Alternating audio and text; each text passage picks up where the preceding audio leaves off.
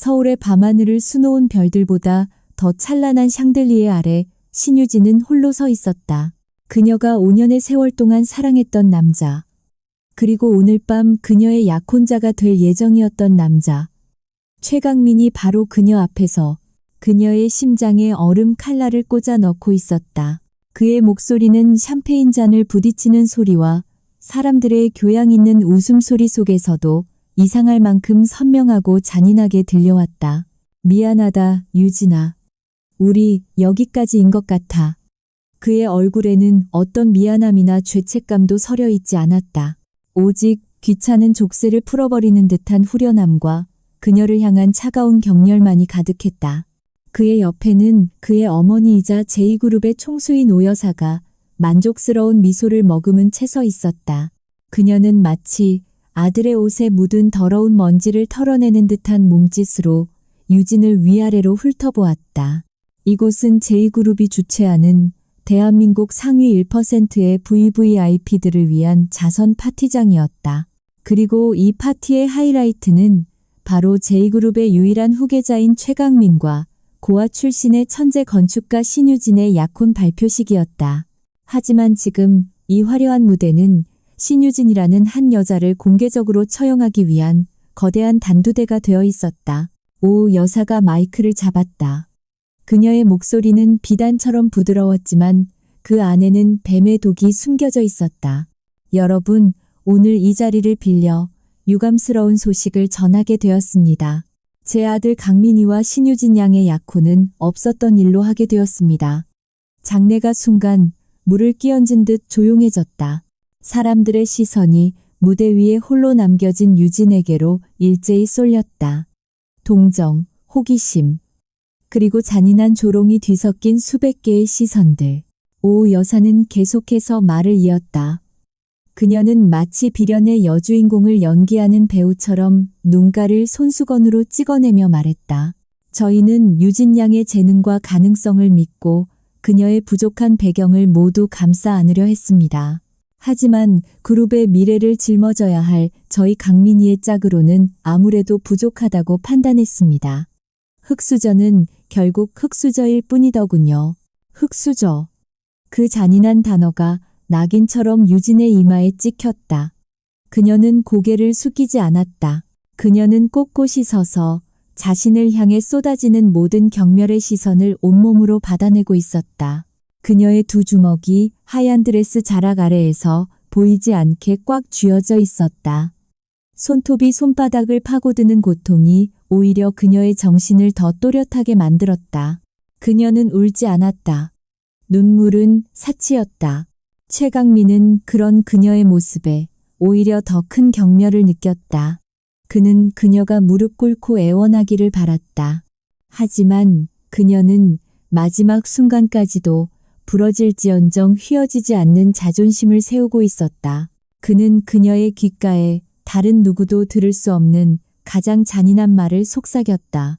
네가 설계한 그 천년의 도시 프로젝트, 그거 이제 내 거야. 너 같은 고아 출신에게는 과분한 꿈이었지. 그의 마지막 말이 유진의 마지막 남은 미련을 끊어버렸다. 천년의 도시. 그것은 그녀의 모든 것이었다. 그녀의 꿈, 그녀의 열정, 그리고 최강민을 향한 사랑의 증표. 그녀는 그를 위해 지난 3년간 밤을 새워가며 그 프로젝트를 준비했다.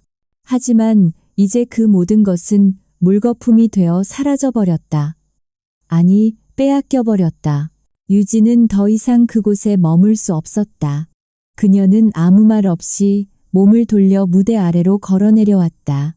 사람들은 모세의 기적처럼 그녀를 위해 길을 열어주었다. 그 길의 끝에서 그녀는 마지막으로 한번 최강민을 돌아보았다. 그녀의 눈에는 더 이상 어떤 사랑이나 미련도 남아있지 않았다. 오직 얼음처럼 차가운 분노와 흔들림 없는 결심만이 이글거리고 있었다.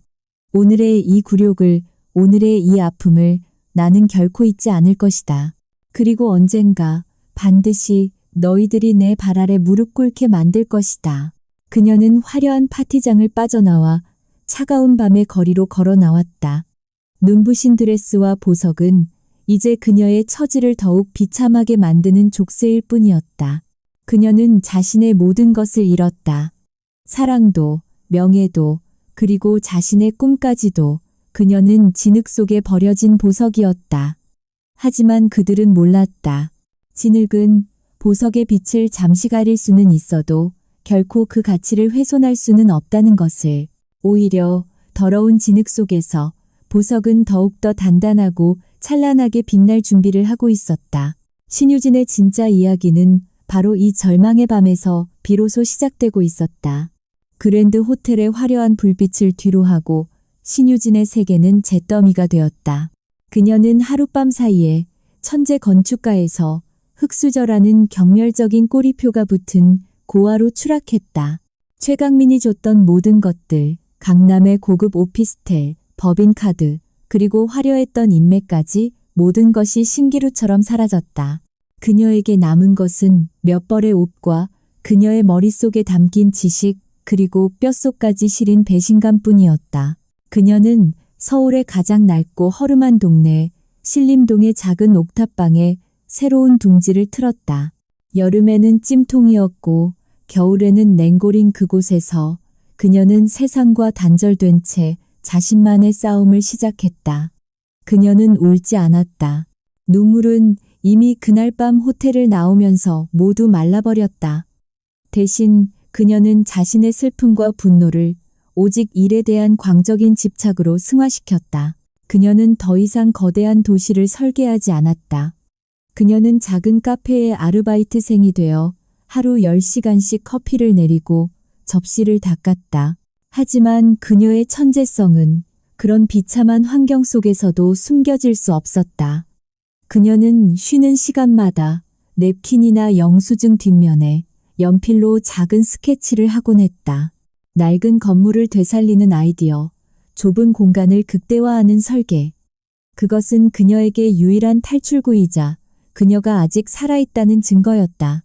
그녀의 스케치들은 그녀의 처지와는 정반대로 언제나 빛나고 대담했으며 생명력으로 가득 차 있었다. 바로 그 작은 불씨를 대한민국에서 가장 날카로운 눈을 가진 남자가 발견하게 될 줄은 그녀 자신도 그리고 세상 그 누구도 알지 못했다. 대한민국 재계 서열 1위 태아그룹의 총수 권태아. 그는 얼음처럼 차가운 카리스마와 상대의 영혼까지 꿰뚫어보는 듯한 깊은 눈을 가진 남자였다. 그는 자신의 제국 꼭대기에서 세상의 모든 것을 장난감처럼 내려다보는 고독한 왕이었다. 그는 요즘 태아그룹의 사활이 걸린 밀레니엄 시티라는 거대한 프로젝트 때문에 골머리를 앓고 있었다. 서울의 버려진 부지를 미래형 친환경 도시로 재탄생시키는 그의 평생의 꿈이 담긴 프로젝트였다. 하지만 프로젝트의 핵심인 중앙 랜드마크 타워의 설계가 번번이 그의 마음에 들지 않았다. 국내 최고의 건축가들이 모두 달려들었지만 그들이 가져온 설계안은 모두 기술은 있었지만 영혼이 없는 밋밋하고 지루한 복제품에 불과했다. 그날도 그는 또 한 번의 실망스러운 회의를 마치고 머리를 식히기 위해 수행원들 없이 홀로 차를 몰고 있었다. 그는 정해진 길을 가는 것을 싫어했다. 그는 일부러 서울의 가장 낡고 혼잡한 골목길로 차를 몰았다. 그러다 그는 아주 작고 낡았지만 이상하게도 사람을 끄는 힘이 있는 한 카페 앞에서 차를 멈췄다. 그리고 그곳에서 그는 운명처럼 그녀 신유진과 마주하게 되었다.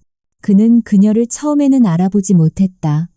그저 낡은 앞치마를 두른 채 묵묵히 커피를 내리는 지쳐 보이는 젊은 여자일 뿐이었다. 하지만 그의 시선은 그녀가 잠시 짬을 내어 냅킨 위에 그리고 있는 작은 스케치에 고정되었다.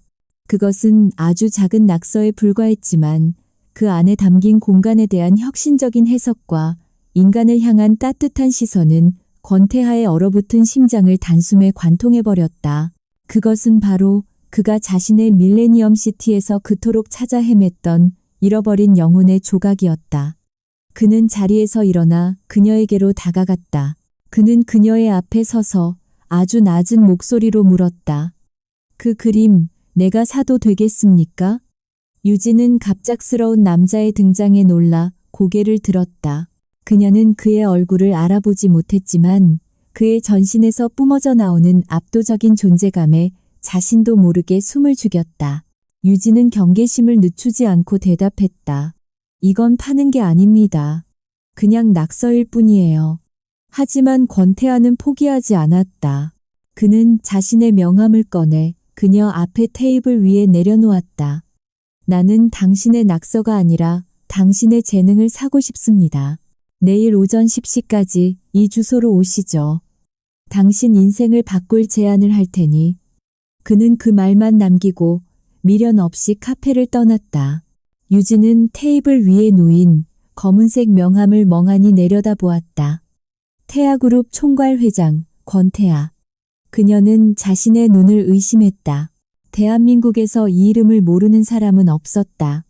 이것은 대체 무슨 상황일까? 새로운 종류의 잔인한 농담일까? 아니면 신이 마침내 그녀에게 손을 내밀어준 것일까? 그녀는 밤새 잠들지 못했다.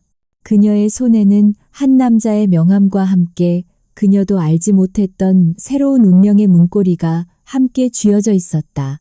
다음 날 아침 신유진은 밤새 한숨도 자지 못한 퀭한 얼굴로 거울 앞에 섰다. 그녀의 손에는 어젯밤 그 남자가 남기고 간 검은색 명함이 쥐어져 있었다. 태아그룹 총괄 회장 권태아. 그 이름이 가진 무게는 그녀의 초라한 옥탑방 전체를 짓누르는 것 같았다. 이것은 분명 어떤 함정일 거라고 그녀의 이성은 경고하고 있었다. 세상에 이런 비현실적인 행운은 존재하지 않는다고. 최강민과 그의 어머니에게 처절하게 버림받은 후 그녀는 더 이상 그 누구도 그 어떤 호의도 믿지 않기로 다짐했었다. 하지만 그녀의 심장은 이성과는 다른 이야기를 하고 있었다. 어쩌면 아주 작은 만에 하나의 가능성. 이것이 정말로 신이 그녀에게 내려준 마지막 동아줄일지도 모른다는 희망. 그녀는 냅킨 위에 그렸던 자신의 스케치를 떠올렸다. 그것은 그녀의 영혼 그 자체였다. 그리고 그 남자는 대한민국에서 유일하게 그 가치를 알아봐 주었다. 그녀는 결심했다. 더 이상 잃을 것도 없는 인생이었다. 믿져야 본전이었다. 그녀는 자신의 옷들 중에서 가장 단정하고 깨끗한 낡은 정장을 꺼내 입었다. 약속 장소는 태아그룹의 본사, 태아타워의 최상층에 위치한 회장실이었다. 유진은 거대한 빌딩의 위용에 압도당하지 않으려 했으며 당당하게 안으로 들어섰다. 그녀의 초라한 행색을 본 직원들의 경멸적인 시선이 느껴졌지만 그녀는 아랑곳하지 않았다. 그녀는 이미 세상에서 가장 잔인한 멸시를 겪어본 사람이었다. 비서의 안내를 받아 회장실 문 앞에 섰을 때 그녀는 마지막으로 심호흡을 한 번 했다. 그리고 문을 열고 안으로 들어섰다. 권태아는 거대한 통유리창을 등지고 서서 서울의 전경을 내려다보고 있었다. 어제의 그 카페에서의 모습과는 전혀 다른 압도적인 카리스마를 가진 제왕의 모습이었다. 그는 그녀가 들어온 것을 보고 천천히 몸을 돌렸다. 그의 깊고 차가운 눈이 그녀의 머리부터 발끝까지를 훑어내렸다. 마치 그녀의 가치를 감정하는 듯한 날카로운 시선이었다. 유진은 그의 시선을 피하지 않고 똑바로 마주 보았다. 앉으시죠, 신유진 씨. 그가 맞은편의 가죽 소파를 가리키며 말했다. 유진은 그의 말대로 자리에 앉았다. 권태아는 그녀에게 그녀에 대해 조사한 모든 것을 알고 있다는 듯 그녀의 과거와 최강민과의 관계 그리고 그녀가 가진 재능에 대해 이야기했다. 그리고 마침내 그는 본론을 꺼냈다. 내가 당신에게 제안하고 싶은 것은 단순한 스카우트 제의가 아닙니다. 이건 일종의 계약입니다. 그는 홀로그램 디스플레이를 켜 그가 추진하고 있는 밀레니엄 시티 프로젝트의 조감도를 보여주었다. 그것은 도시 안에 또 다른 도시를 건설하는 상상을 초월하는 규모의 거대한 프로젝트였다. 이 프로젝트의 심장이 될 랜드마크 타워. 나는 그 설계를 신유진 씨에게 맡기고 싶습니다. 당신에게 이 프로젝트의 총괄 디렉터 자리를 주겠습니다. 태아그룹의 모든 자원과 내 모든 권한을 당신에게 실어주지. 유진은 그의 제안에 숨을 삼켰다. 그것은 대한민국 건축계에 그 누구도 감히 꿈꿀 수 없는 파격적인 제안이었다. 하지만 그녀는 그의 의도를 알 수 없었다. 왜 저입니까? 그녀가 떨리는 목소리로 물었다. 권태하는 그녀에게 다가와 그녀의 눈을 깊이 들여다보았다. 그의 눈빛은 비즈니스맨의 그것이 아니었다. 그 안에는 뜨거운 집착과 위험한 소유욕이 이글거리고 있었다. 어젯밤 나는 당신의 스케치에서 내가 잃어버렸던 꿈을 보았소. 그리고 당신의 눈 속에서 내가 가져보지 못했던 열정을 보았지. 그는 말을 이었다. 그의 목소리는 거의 속삭임에 가까웠다. 나는 당신의 재능이 필요하고 당신은 복수를 위한 무대가 필요하겠지. 최강민의 제2그룹은 이번 프로젝트의 가장 강력한 경쟁 상대니까. 이건 우리 모두에게 완벽한 거래가 될 거요. 그것은 악마의 계약이었다. 그는 그녀의 재능을 이용하고 그녀는 그의 힘을 빌리는. 유진은 그 계약의 위험성을 누구보다 잘 알고 있었다. 하지만 그녀의 심장은 이미 그의 제안에 동의하고 있었다. 이것이 바로 그녀가 기다려왔던 기회였다. 최강민과 그 가족에게 자신이 버린 보석이 얼마나 눈부신 가치를 가지고 있었는지를 온 세상 앞에서 증명할 수 있는 기회. 그녀는 그의 눈을 똑바로 쳐다보며 흔들림 없는 목소리로 대답했다. 좋습니다. 그 계약 받아들이겠습니다. 대신 조건이 있습니다. 그녀의 당돌한 태도에 권태하의 입가에 처음으로 흥미롭다는 미소가 떠올랐다. 말해보시죠. 유진은 말했다. 이 프로젝트에 관한 모든 권한은 저에게 주셔야 합니다. 회장님이라도 제 결정에 간섭할 수 없습니다. 그리고 프로젝트가 성공했을 때 저는 제가 받아야 할 정당한 대가를 태아그룹의 지분으로 받겠습니다. 그것은 신입 디렉터가 아닌 동등한 파트너로서의 계약을 요구하는 것이었다. 권태하는 잠시 그녀를 바라보더니 이내 크게 웃음을 터뜨렸다. 좋소, 당신은 내가 생각했던 것보다 훨씬 더 재미있는 여자로군. 그 계약 체결하지. 그는 그녀에게 손을 내밀었다. 유진은 그의 손을 망설임 없이 굳게 맞잡았다. 그 순간 버려졌던 흙수저 신데렐라의 가장 화려하고 짜릿한 복수극이 마침내 그 서막을 올리고 있었다. 권태하와의 계약은 신유진의 삶을 송두리째 바꾸어 놓았다. 하루아침에 그녀는 신림동의 곰팡내 나는 옥탑방에서 서울의 심장부 태아타워 최상층에 위치한 펜트하우스 스위트룸으로 거처를 옮겼다. 그곳은 그녀가 이전에 살았던 박만호 회장의 저택보다도 훨씬 더 높고 화려하며 고독한 공간이었다. 권태하는 그녀에게 프로젝트에만 집중할 수 있는 최고의 환경을 제공했다. 그는 그녀에게 개인 비서팀과 운전기사 그리고 법인카드를 주었다. 하지만 유진은 그가 제공하는 그 어떤 물질적인 풍요에도 흔들리지 않았다. 그녀의 목표는 오직 하나, 밀레니엄 시티 프로젝트의 성공, 그리고 그것을 통한 완벽한 복수뿐이었다. 그녀의 첫 출근 날, 태아그룹의 밀레니엄 시티 프로젝트 팀 사무실은 보이지 않는 긴장감으로 가득 차 있었다. 팀원들은 모두 대한민국 최고의 엘리트들이었다. 그들은 자신들의 새로운 총괄 디렉터가 아무런 경력도 배경도 없는 회장이 길거리에서 데려온 낙하산이라는 소문에 노골적인 불신과 경멸을 드러내고 있었다. 그들은 그녀가 곧 이 거대한 프로젝트의 무게를 감당하지 못하고 스스로 무너져 내릴 것이라고 확신했다. 유진은 그 모든 시선을 정면으로 받아내며 회의실 안으로 들어섰다. 그녀는 더 이상 카페 아르바이트생의 초라한 모습이 아니었다. 그녀는 권태하가 보내준 최고급 맞춤 정장을 입고 있었고 그녀의 전신에서는 감히 범접할 수 없는 냉철하고 지적인 아우라가 뿜어져 나오고 있었다. 그녀는 긴 서론 없이 곧바로 프로젝트의 핵심적인 문제점들을 날카롭게 파고들기 시작했다. 기존의 랜드마크 타워 설계안은 모두 폐기하겠습니다. 그녀의 첫 마디는 회의실 전체를 충격에 빠뜨렸다. 팀원들은 술렁이기 시작했다. 기존의 설계안은 지난 1년간 최고의 팀이 매달려온 결과물이었다. 이 설계 안에는 기술은 있지만 철학이 없습니다. 높이는 있지만 깊이가 없어요. 이것은 우리가 지으려는 미래의 도시가 아니라 그저 또 하나의 거대한 빌딩일 뿐입니다. 한 중견 임원이 그녀의 말을 비웃으며 반박했다. 신임 디렉터께서는 건축의 기자도 모르시는 분 같은데 너무 쉽게 말씀하시는 것 아닙니까? 그의 말에는 그녀의 경력을 무시하는 노골적인 조롱이 담겨 있었다. 유진은 그를 차가운 눈으로 쳐다보았다. 그리고 그녀는 지난 3년간 천년의 도시 프로젝트를 준비하며 머릿속에 쌓아두었던 모든 지식과 비전을 막힘없이 쏟아내기 시작했다.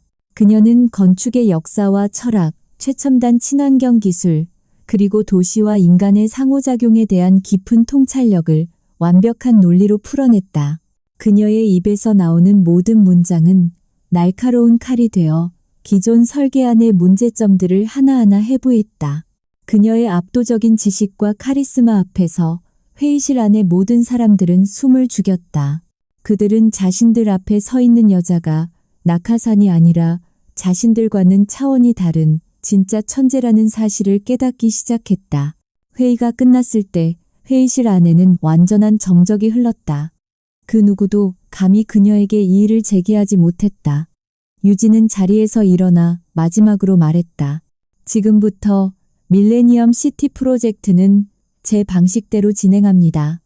제 철학에 동의할 수 없는 분은 지금 당장 이 팀에서 나가주셔도 좋습니다.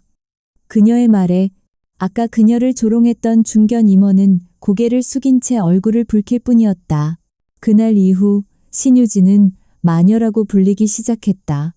그녀는 잠을 자지 않았고 타협하지 않았으며 완벽하지 않은 그 어떤 것도 용납하지 않았다. 그녀는 팀원들을 극한까지 몰아붙였다. 하지만 이상하게도 팀원들은 그녀를 원망하지 않았다. 오히려 그들은 그녀의 광적인 열정과 천재성에 감화되어 기꺼이 그녀의 전사가 되었다. 그들은 그녀와 함께라면 정말로 세상을 바꿀 수 있는 위대한 건축물을 만들 수 있을 것이라고 믿기 시작했다. 권태아는 그 모든 과정을 한 발짝 뒤에서 만족스러운 미소로 지켜보고 있었다. 그녀는 그의 기대를 뛰어넘는 그 이상을 보여주고 있었다. 그는 단순히 재능 있는 디자이너를 발굴한 것이 아니었다. 그는 잠들어 있던 불사조를 깨운 것이었다. 그의 집착은 이제 단순한 호기심을 넘어 그녀라는 존재 자체에 대한 깊은 경이로움과 소유욕으로 변해가고 있었다. 그는 매일 밤 그녀의 펜트하우스를 찾아가 그녀와 함께 프로젝트에 대해 토론했다. 그들의 관계는 비즈니스 파트너였지만 그들의 눈빛 속에서는 그 이상의 위험하고도 강렬한 감정들이 교차하고 있었다. 흑수저 신데렐라의 반격은 이제 막 그 화려한 서막을 올리고 있었다. 몇 달의 시간이 흐르고 신유진의 지휘 아래 태아그룹의 밀레니엄 시티 프로젝트는 경이로운 속도로 진척되고 있었다. 그녀가 제시한 새로운 랜드마크 타워의 설계안은 대한민국 건축계에 전례 없는 충격을 안겨주었다. 그것은 단순히 높은 건물이 아니었다. 자연과 기술, 그리고 인간이 완벽한 조화를 이루는 살아 숨쉬는 유기체와도 같은 디자인이었다. 권태아 회장은 그녀의 설계안을 보고 단 한마디의 수정도 없이 최종 승인했다. 그는 그녀의 천재성을 의심하지 않았다.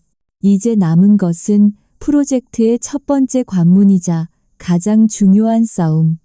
바로 밀레니엄 시티의 1단계 구역 시공사 선정을 위한 최종 입찰 프레젠테이션이었다. 그리고 그 무대에서 유진은 운명처럼 그녀의 과거와 다시 마주해야만 했다. 태아그룹의 가장 강력한 경쟁 상대는 바로 최강민이 이끄는 제2그룹 건설 컨소시엄이었다.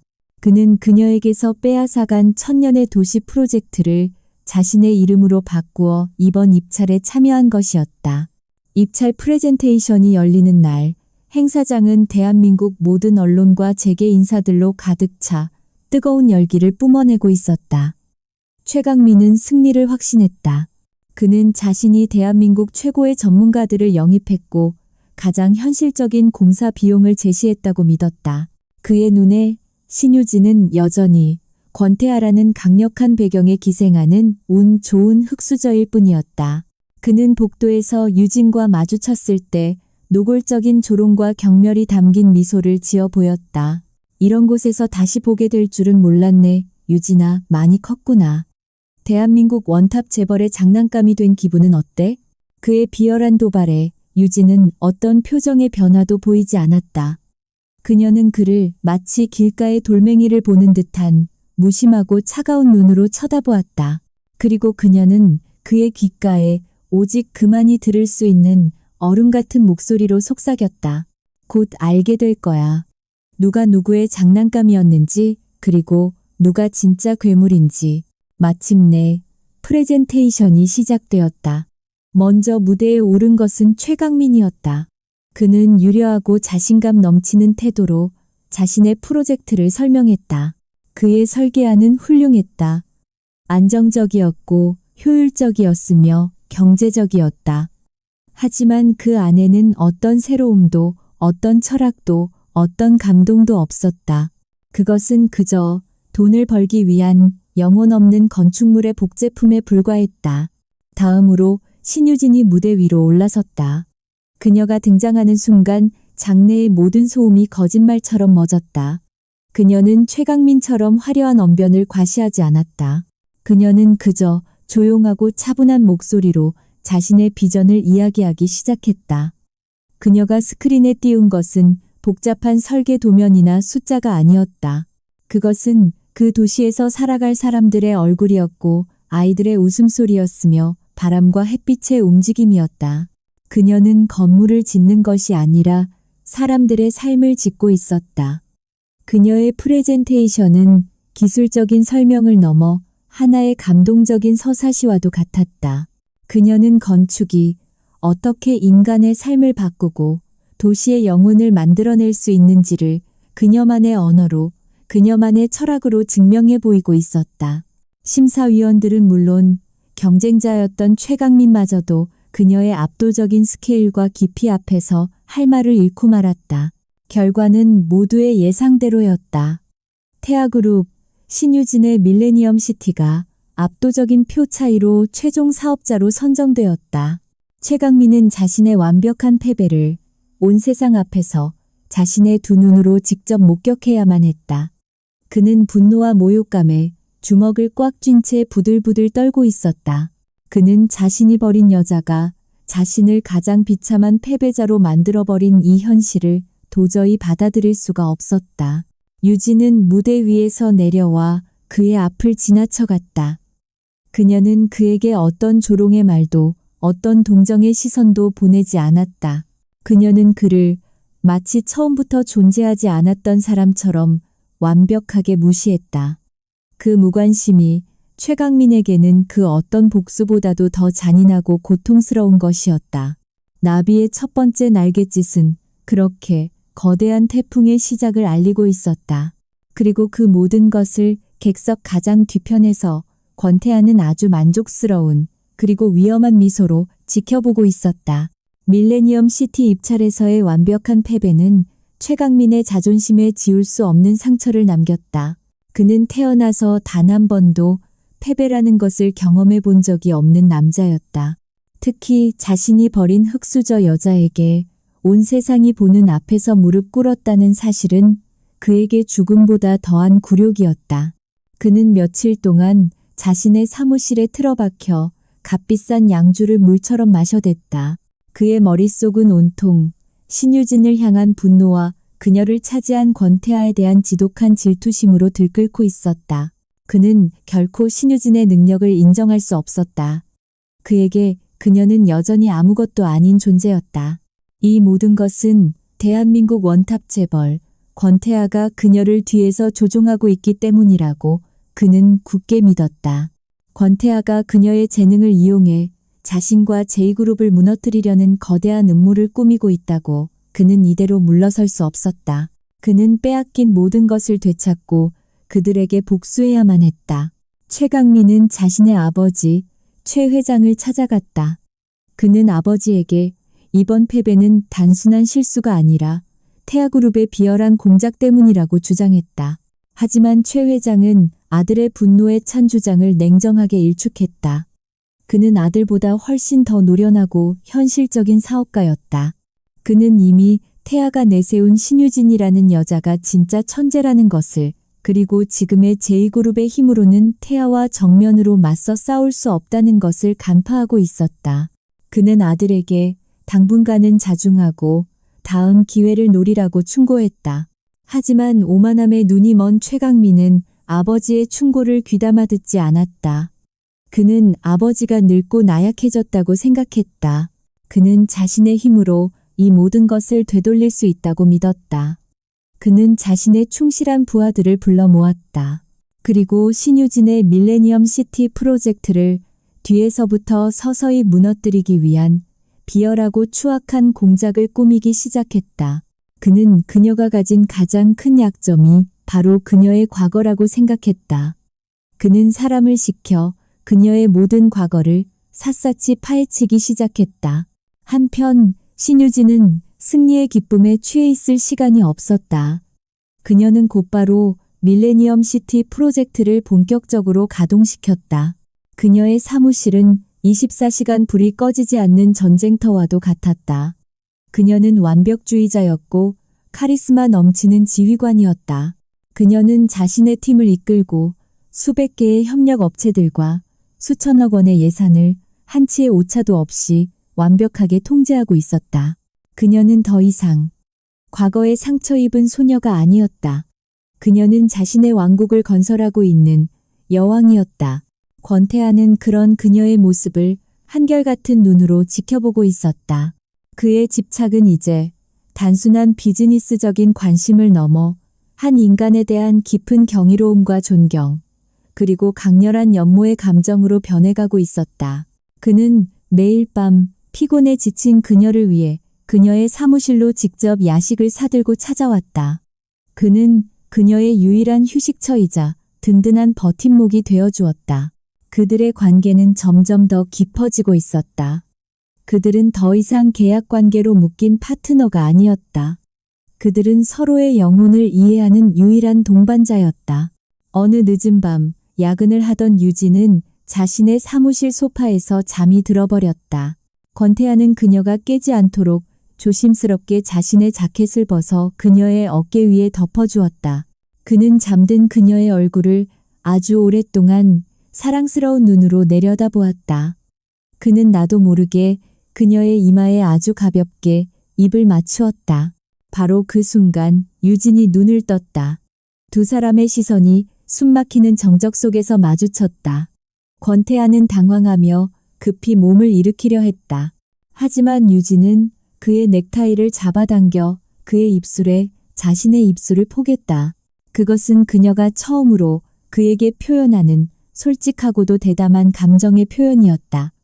그들의 키스는 점점 더 깊어졌다. 일과 복수라는 명분 아래 애써 억눌러왔던 모든 감정들이 그날 밤 마침내 폭발하고 말았다. 하지만 그들은 몰랐다. 그들의 그 위험하고도 달콤한 순간이 최강민이 심어놓은 아주 작은 도청 장치를 통해 실시간으로 누군가에게 전송되고 있다는 사실을. 비열한 함정은 이미 그들의 발밑에서 소리 없이 입을 벌리고 있었다. 최강민은 자신의 손에 들어온 증거를 보며 희열에 찬 미소를 지었다. 신유진과 권태하의 키스. 그것은 그가 예상했던 것보다 훨씬 더 자극적이고 강력한 무기였다. 그는 이 녹음 파일을 이용해 권태하를 협박하고 동시에 신유진을 사회적으로 매장시켜버릴 계획을 세웠다. 그는 마침내 자신이 승기를 잡았다고 확신했다. 그는 권태하가 자신의 명예와 태아그룹의 이미지를 지키기 위해 밀레니엄 시티 프로젝트를 포기할 것이라고 믿어 의심치 않았다. 그는 자신의 계획을 실행에 옮기기 위한 완벽한 무대를 물색했다.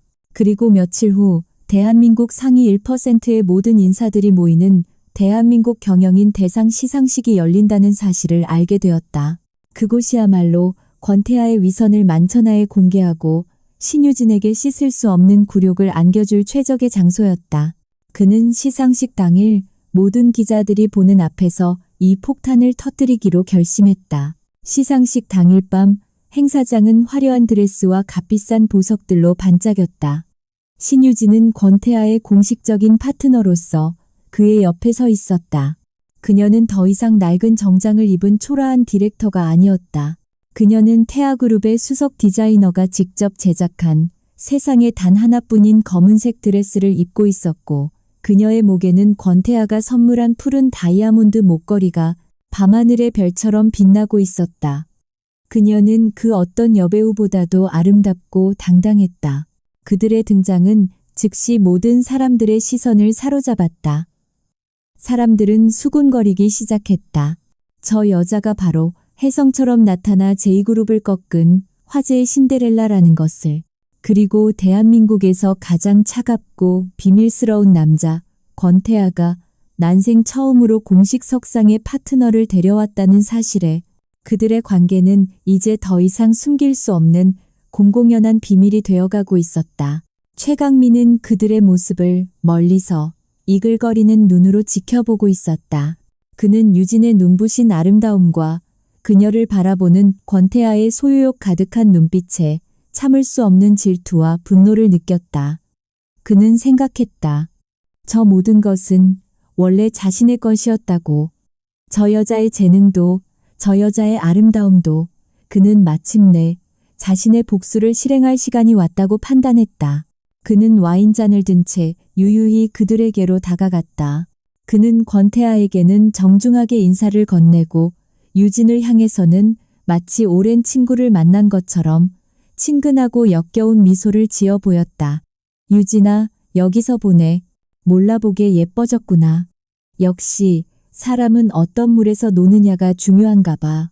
그의 말에는 그녀를 흑수저라고 조롱하는 교묘한 가시가 숨어 있었다.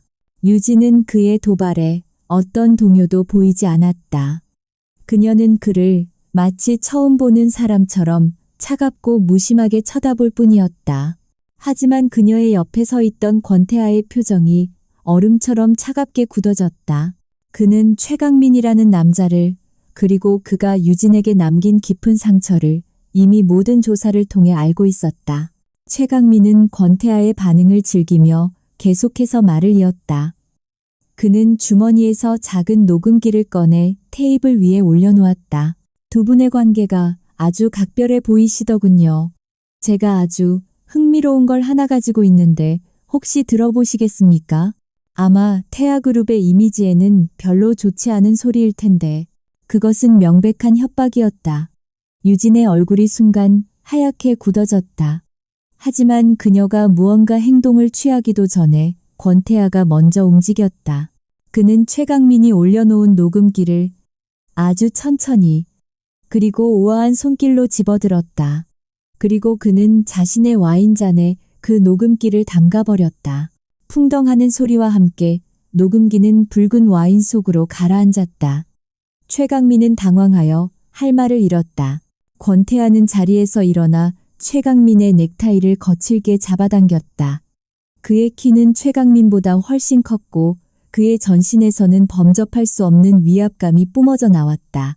그는 최강민의 셔츠에 와인을 쏟아 부으며 그의 귓가에, 하지만 주변의 모든 사람들이 들을 수 있을 만큼 크고 서늘한 목소리로 말했다. 그 목소리는 이 이야기의 부제이자 최강민의 심장을 꿰뚫는 가장 잔인한 사형 선고였다. 네가 버린 여자, 내가 갖겠다. 그는 말을 이었다. 어디서 감히 내 여자를 넘보는 거지? 네가 가진 그 하찮은 그룹, 내일 아침 해가 뜨기 전에 이 나라 지도에서 사라지게 해줄 수도 있어. 그러니 다시 한번 내 눈앞에 나타나거나 내 여자의 그림자라도 밟는 날엔 각오하는 게 좋을 거야.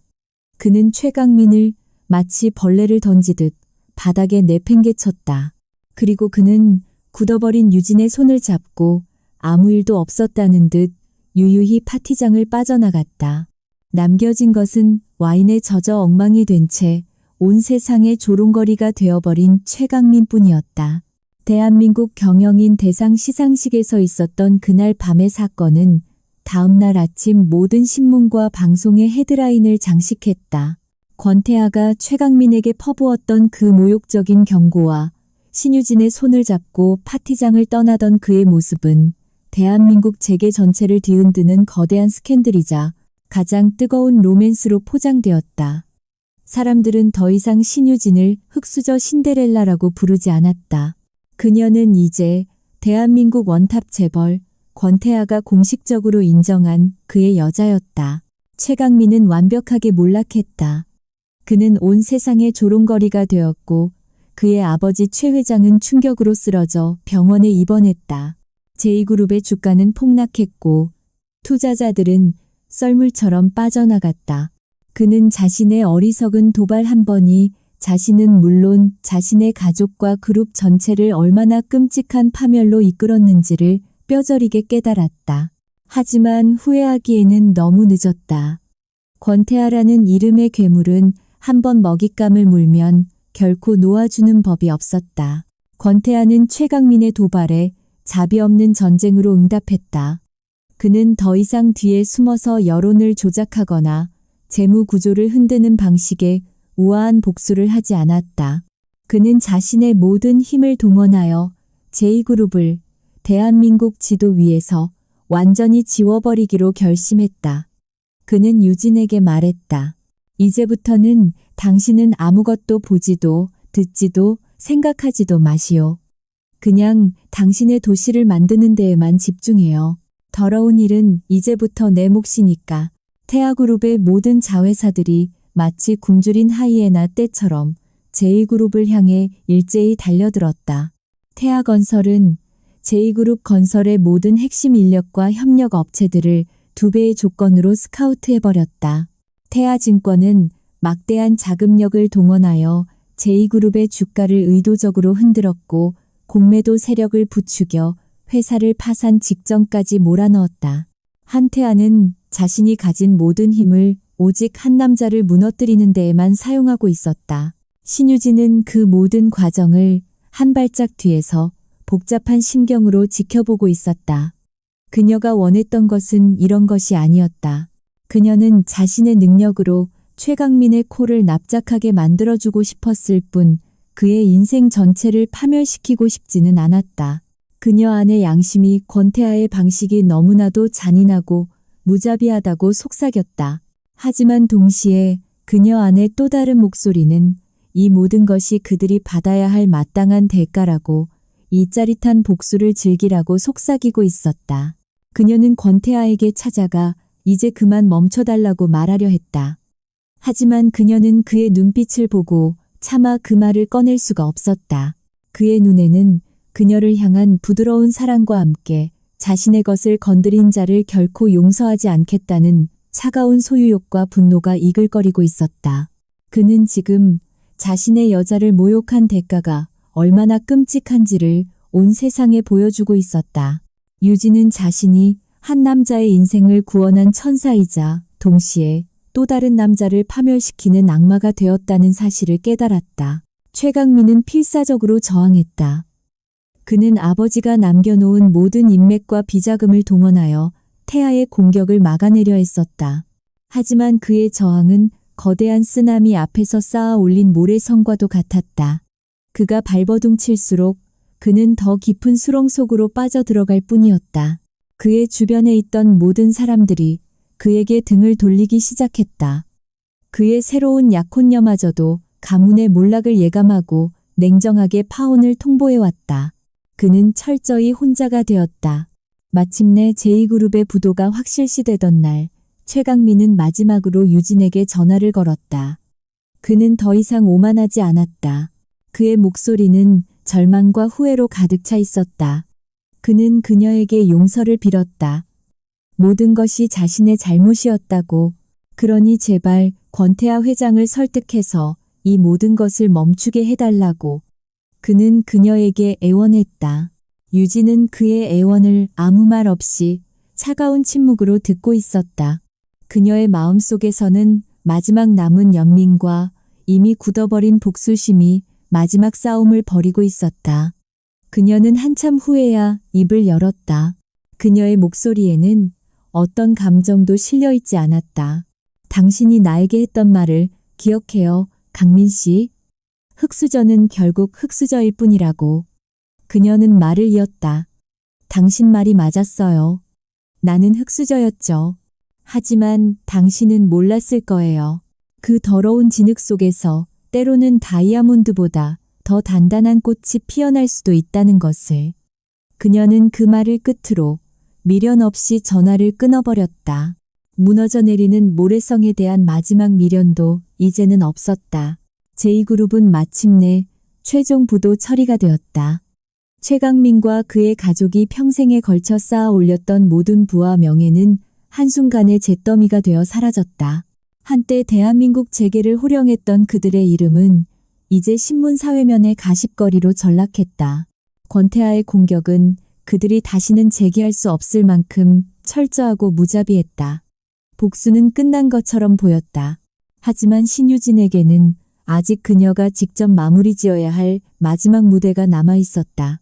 그녀는 권태하의 힘을 빌리지 않고 오직 자신의 이름과 능력만으로 마지막 심판을 내리기로 결심했다. 그녀는 파산한 제2그룹의 자산 관리를 맡게 된 법정 관리인에게 익명의 투자자로서 제2그룹의 핵심 자산이었던 천년의 도시 프로젝트의 설계안과 판권을 인수하고 싶다는 의사를 전달했다. 그것은 그녀가 최강민에게 빼앗겼던 그녀의 꿈이자 영혼이었다. 법정 관리인은 헐값에라도 프로젝트를 처분해야 하는 상황이었기에 그녀의 제안을 받아들였다. 그리고 며칠 후 신유진은 마침내 자신의 분신과도 같았던 천년의 도시를 온전한 자신의 이름으로 되찾아왔다. 이제 그녀는 이 프로젝트의 운명을 결정할 수 있는 유일한 주인이 되었다. 그리고 그녀는 자신의 마지막 복수를 위해 최강민에게 단 한 번의 만남을 제안했다. 최강민은 유진의 연락을 받고 마지막 남은 희망을 품은 채 약속 장소로 향했다. 그는 그녀가 자신을 용서하고 재기할 수 있는 기회를 주기 위해 부른 것이라고 어리석게도 믿고 있었다. 약속 장소는 그가 그녀에게 처음으로 모욕을 안겨주었던 바로 그 그랜드 호텔의 스카이라운지였다. 하지만 이번에 두 사람의 위치는 180도 바뀌어 있었다. 유진은 서울의 야경이 한눈에 내려다 보이는 창가 자리에 여왕처럼 당당하게 앉아 있었다. 반면에 최강민은 모든 것을 잃어버린 패잔병처럼 초라하고 헬쑥한 모습으로 그녀 앞에 섰다. 그는 그녀의 앞에 앉아 비굴한 목소리로 용서를 빌었다. 모든 것이 자신의 잘못이었다고, 질투심에 눈이 멀어 어리석은 짓을 저질렀다고 그는 그녀에게 마지막 기회를 달라고 애원했다. 천년의 도시 프로젝트를 자신에게 다시 맡겨만 준다면 평생 그녀를 위해 그녀의 그림자로서 살아가겠다고. 유진은 그의 비참한 모습을 어떤 감정도 없는 차가운 눈으로 내려다보고 있었다. 그녀의 마음속에서는 더 이상 어떤 연민도 어떤 동정도 솟아나지 않았다. 그녀는 아주 오랫동안 그의 말을 들어주다가 마침내 입을 열었다. 그녀의 목소리는 조용했지만 그 어떤 심판의 말보다도 더 날카롭고 잔인했다. 기회를 달라고? 그녀는 피식 웃었다. 당신은 나에게서 내 인생의 모든 것을 빼앗아갔어. 내 사랑, 내 꿈, 그리고 내 자존심까지. 그런데 이제 와서 나에게 기회를 달라고? 당신은 여전히 변한 게 없구나, 최강민 씨. 그녀는 자리에서 일어나 그의 어깨에 쌓인 먼지를 마치 벌레를 털어내듯 손으로 털어주었다. 천년의 도시는 이제 내 거야. 그리고 나는 이 프로젝트를 세상에서 가장 위대한 건축물로 만들 생각이야. 당신의 더러운 손이 닿지 않은 완벽한 걸작으로 그녀는 창밖의 야경을 가리켰다. 당신은 평생 저 아래 가장 낮은 곳에서 내가 쌓아 올리는 도시를 올려다보며 살아가게 될 거야. 당신이 버린 여자가, 당신이 짓밟았던 꿈이 얼마나 눈부시게 빛날 수 있는지를, 그게 내가 당신에게 내리는 마지막 심판이야. 그녀는 그 말을 끝으로 미련 없이 돌아섰다. 그녀의 등 뒤에서 최강민의 절망에 찬 울부짖음이 들려왔지만 그녀는 단 한 번도 뒤돌아보지 않았다. 그녀의 복수는 완벽하게 끝이 났다. 파괴가 아닌 창조로서 몰락이 아닌 성공으로서. 그녀는 자신을 버렸던 남자에게 그가 결코 닿을 수 없는 가장 높은 곳에서 가장 눈부시게 빛나는 방식으로 자신의 존재를 증명해낸 것이다. 여왕의 대관식은 그렇게 가장 화려하고도 고요하게 막을 내리고 있었다. 최강민과의 마지막 만남 이후 신유진의 삶에서 복수라는 이름의 무거운 족쇄는 완전히 사라졌다. 그녀는 더 이상 과거에 얽매이지 않았다. 그녀의 시선은 이제 오직 미래를, 그리고 그녀 자신의 손으로 직접 창조해야 할 새로운 세계를 향해 있었다. 그녀는 자신을 버렸던 남자에게 가장 완벽한 복수를 선사했지만 그 승리의 끝에서 그녀가 느낀 것은 짜릿한 희열이 아닌 깊고 고요한 평온함이었다. 그녀는 파괴를 통해 역설적이게도 진정한 의미의 창조를 시작할 수 있게 된 것이다. 그녀는 권태아가 제공했던 펜트하우스 스위트룸을 떠나 밀레니엄 시티 프로젝트 현장이 한눈에 내려다 보이는 작은 오피스텔에 자신만의 공간을 마련했다. 그녀는 다시 혼자가 되었다. 하지만 이제 그녀의 고독은 과거의 그것처럼 차갑고 외롭지 않았다. 그것은 스스로의 삶의 주인이 된 자만이 누릴 수 있는 충만하고도 자유로운 고독이었다. 그녀는 다시 건축 설계에 미친 듯이 몰두하기 시작했다. 천년의 도시는 그녀의 손끝에서 하루가 다르게 경이로운 모습으로 구체화되어 갔다. 그녀는 밤을 새워 설계를 하고 낮에는 직접 공사 현장을 누비며 모든 과정을 자신의 눈으로 직접 확인했다. 그녀의 작은 몸에서 뿜어져 나오는 폭발적인 에너지와 완벽주의는 태아그룹의 모든 임직원들을 감동시키기에 충분했다. 그들은 더 이상 그녀를 회장의 여자로 보지 않았다. 그들은 그녀를 그룹의 미래를 이끌어갈 진정한 리더로서 존경하고 따르기 시작했다. 권태아는 그런 그녀의 모습을 한결같은 거리에서 묵묵히 지켜보고 있었다. 그는 그녀의 세계를 존중했다. 그는 더 이상 그녀에게 자신의 방식을 강요하거나 그녀를 소유하려 하지 않았다. 그는 그녀가 스스로의 힘으로 온전히 일어서기를 기다려 주었다. 그들의 관계는 이전보다 더 깊고 단단해졌다. 뜨거운 욕망의 불꽃은 이제 서로의 영혼을 은은하게 비추는 따뜻하고 편안한 등불이 되어 있었다. 그들은 더 이상 비밀스러운 연인이 아니었다. 그들은 서로의 가장 훌륭한 파트너이자 가장 깊은 이해자였다. 그들은 함께 저녁을 먹고 음악을 듣고 미래에 대해 이야기했다. 권태아는 그녀를 통해 돈과 권력으로는 결코 살 수 없는 진정한 삶의 가치를 배우고 있었다. 그리고 유진은 그를 통해 사랑이라는 것이 누군가에게 기대는 것이 아니라 서로의 세계를 존중하며 함께 걸어가는 것이라는 사실을 배우고 있었다. 몇 년의 시간이 흘렀다. 마침내 밀레니엄 시티가 그 위용을 드러내던 날, 대한민국 전체는 숨을 죽였다. 그것은 단순한 건축물이 아니었다. 그것은 서울이라는 잿빛 도시의 심장부에서 스스로 빛을 내며 살아 숨쉬는 거대한 보석과도 같았다. 신유진은 자신의 이름으로 세상에 없던 새로운 세상을 창조해낸 것이다. 그녀는 더 이상 흙수저도 누군가의 여자도 아니었다. 그녀는 그저 신유진 그 자체로서 세상의 중심에 우뚝 섰다. 준공식이 열리던 날 그녀는 권태아와 함께 자신이 설계한 랜드마크 타워의 가장 높은 곳에 섰다.